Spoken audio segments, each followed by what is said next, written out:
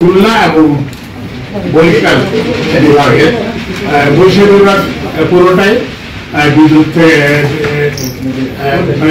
Grid failure হয়, ফলে ওখানে বরিশাল বিভাগ পুরোটাতে বিদ্যুৎ ছিল না। খুলনা বিভাগের অধিকাংশ বিদ্যুৎ ছিল না, কুষ্টিয়া, ঝিনাইদহ, ভেড়ামারা সেগুলোর জন্য ছিল। তো এইটা প্রাথমিকভাবে পিজিসিবি যে এবং বাংলাদেশ পাওয়ার ডেভেলপমেন্ট বোর্ড যেটা করে যেটা দেখছে সেটা হচ্ছে যে আমিনবাজার গোপালগঞ্জ ডাবল লাইন যে সার্কিট লাইনে একটা ফল্ট হয়েছে। ফল্ট মানে হচ্ছে দুটো তার একত্র হয়ে যাওয়া বা কাছাকাছি হয়ে যাওয়া, এটার ফলে কিন্তু এই জিনিসটা হয়েছে। তো এইটা হলে যেটা হয় সেটা হচ্ছে যে আপনি জানেন যে ওই যেগুলো বিদ্যুৎ জেনারেশন ইউনিট গুলো এগুলো আলাদা হয়ে যায়, এগুলো তখন এটা কি বলে যে বন্ধ হয়ে যায়। 400 কেভি 400 কিলোভোল্ট। আপনি জিজ্ঞেস করবেন প্লিজ, যে কোনো প্রশ্ন আপনাদের মনে আসে সেটা জিজ্ঞেস করবেন। তো এটা হলো, তো এর ফল হলো যে বিচ্ছিন্ন হয়ে গেল এবং ওই বিদ্যুৎ কেন্দ্রগুলো কেন ইয়ে হয়ে গেল। প্রথম কথা হচ্ছে যে একটা ফল্ট হয়েছে, তখন ফল্টটার ফলে ওই বিদ্যুৎ কেন্দ্রগুলো বিচ্ছিন্ন হয়ে গেল, বিদ্যুৎ উৎপাদন কেন্দ্রগুলো। তারপরে ফল্ট হয়ে এটা ওই বিদ্যুৎ কেন্দ্রগুলোর উৎপাদন বন্ধ করে দিল। তখন ওনারা যেটা করলেন, ওই যে ভেড়ামারা থেকে একটা সংযোগ দেওয়ার ছিল, ওটাকে চালু করলেন। আচ্ছা, আরেকটা হচ্ছে যে এর মধ্যে ওই ফল্টটাও ইয়ে হয়ে কারেক্টেড হবে, সেটা কতক্ষণ লাগবে। বরিশাল 307 মেগাওয়াট 220, ভোলা 225 113 মেগাওয়াট, পায়রা 600, পটুয়াখালী RNPL 334, ভেলামারা HVDC 307, সর্বমোট 2277। এটা বন্ধ হয়ে গেছে। তো এখন আপনি এখানে যে বিষয়ে এরপরে যে ভেড়ামারা থেকে আসলো, তখন এই বিদ্যুৎ কেন্দ্রগুলোতে বিদ্যুৎ গেল।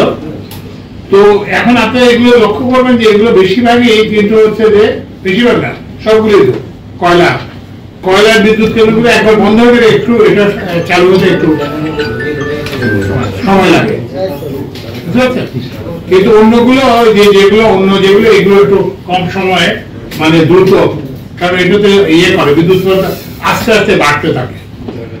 তো এইটা এই জন্য এই কয়লাগুলো আসতে হবে। এরপরে 7টা থেকেই ওনারা বিদ্যুৎ পাওয়া শুরু করছে এবং কমপ্লিটলি রেস্টোর হয়েছে। কখন আমিনবাজার থেকে 60 মাইল, এটা রেঞ্জ কিলোমিটার, আর গোপালগঞ্জ থেকে 20 কিলোমিটার, এই রেঞ্জের মধ্যে করা হয়েছে।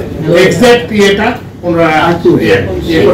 সেখানে কোনো স্যাবোটাজের কোনো ব্যাপার স্যাপার আছে কিনা, এইটা কি আপনারা টার্মস এন্ড রেফারেন্স এটাও দেখবেন, এটাও লেখো যে এটা কোনো কারণ ফান্ডার করে তো বুঝা যাচ্ছে টার্মস এন্ড রেফারেন্সের মধ্যে কোনো রাষ্ট্রপতিগুলো কোনো ভালনারেবল যে লোকেশনগুলো আছে সেটাও চিহ্নিত করার কোনো ঠিক আছে, মানে এটাও ইয়েতে টার্মস এন্ড রেফারেন্স না,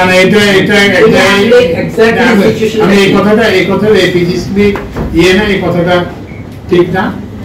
পিজিসিবি আজকেও যদি উপর বলে যে আজকেও আমরা চালু করতেছি, আজকেও পিজিসিবি বলে যে এটা অফটেক করতে সম্ভব। তবে হ্যাঁ, ওই যে পুরো প্রকল্পের কিছু কাজ বাকি আছে, সেটা এই কি মাসে শেষ হবে বললো মেতে, এবং কতটুকু করতে পারবে, কারণ তারাও তো 600 প্রথম ইউনিট যেটা পুরোটাই এখনই করতে পারবে। না, ঠিক না, এটা আমি এটা শুনে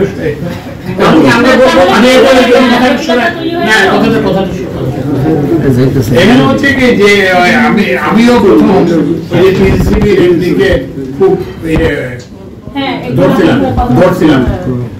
তো এরপরে আমি এদের সঙ্গে রূপপুরের লোকজনের সঙ্গে আলাপ করছি, রূপপুরের যারা আণবিক এই প্রকল্প করে তাদের সাথে আলাপ করতে। আসলে এখানে হচ্ছে কি ওই একজনটা একজনকে পাস করতে, আসলে রূপপুরের ওদের কাজ সম্পূর্ণ হয়, এবং এই জন্য আমরা ওই যে কয়েকদিন আগে জেনারেল হাফিজ উনি গেছিলেন এবং সঙ্গে উনিও এটা দেখে আসছেন। কিন্তু স্যার, আর আমি এই মে মাসের 1 তারিখ কিংবা 2 তারিখে আমি নিজে যাব। এই যে একটা এখানে একটা ইয়ে হয়ে গেল না, আসলে তাই তো, এইটাই এখানে আসলে যেটা বললাম যে পিজিসিবি এখন with its existing infrastructure, transmission structure, এটা আজকেও যদি ইয়ে হয়, রূপপুর যদি চালু হয়, তাহলে এইটা ইয়ে করতে পারবে। কিন্তু পিজিসিবির কিছুটা কাজ বাকি আছে, সেটা এই 2 মাসে শেষ হবে। কমিটিটা করছি, এটা কিন্তু বিদ্যুতের কাউকে প্রদান করি নাই, আমরা কিন্তু বিদ্যুৎ বিভাগে কাউকে প্রদান করি না। এবং আপনি যদি এখানে দেখেন যে এখানে বিদ্যুৎ বিভাগের যেরকম লোক আছে, বিদ্যুৎ বিভাগের বাইরে লোক নেই, বুঝতে পারছেন? তো ওই জন্য আমরা এমন ভাবে করছি যে এটা কেউ যাতে ওই দায় এড়াতে না পারে আর কি। এইটা যদি ওই যে যদি ফেলিওর হয়ে থাকে, যারা গ্রিড ম্যানেজমেন্ট করেন তাদের যদি ফেলিওর থাকে, সেটা আমরা আসলে কিছুটা অগ্রগতি হয়েছে, একদম যে হয় না তা না, নাহলে তো পুরো দেশে গ্রিড ফেল হতো। এর মানে হচ্ছে যে ওনারা এটাকে একটা আইসোলেট করতে পারছেন, এবং এটা আরো যাতে কিভাবে ইমপ্রুভ করা যায়, এটা যাতে আরো মিট করে। যেমন ধরেন এই যে এইবার তো হলো 2টা যে এটা আইসোলেট করছে, কিন্তু বরিশাল এবং